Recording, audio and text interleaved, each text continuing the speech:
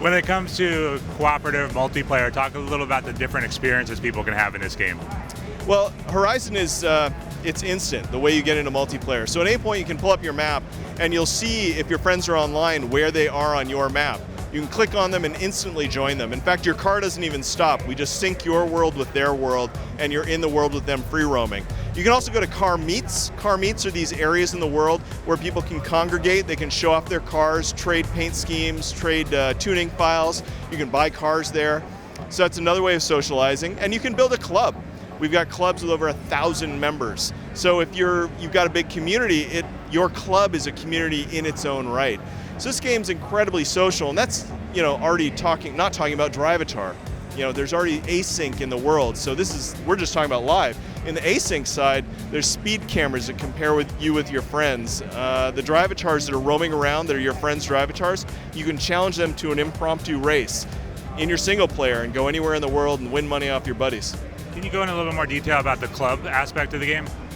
Yeah, clubs, that's something that's been in Forza before, so you can create a club and you can join a club, search for clubs. When you're in the club, there's different types of challenges that are done within the club. 1,000 members is a huge group, so what I really expect is that we're going to get people using this as a tool to create social connection between people who are not necessarily friends. They're going to build little micro communities within the game.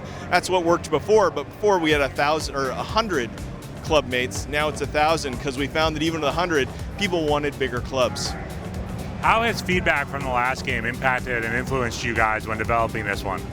Well, Forza Motorsport 5 was huge for us. We got a whole new group of players that don't really think of themselves as racing gamers, but they wanted to come to the new generation. They wanted the thing that looked amazing, 1080p, 60 frames per second. Maybe they were intrigued by some of the ideas like Drivatar. And all of a sudden we had a lot of non-racers playing in a very hardcore racing game. Now it is approachable and anyone can drive it, but let's be honest, it's a serious racer. And we've got these people that are still playing. It's evolved our community, it's changed our community. And so we had to evolve the game too. We did title updates based on how we saw people playing in our game.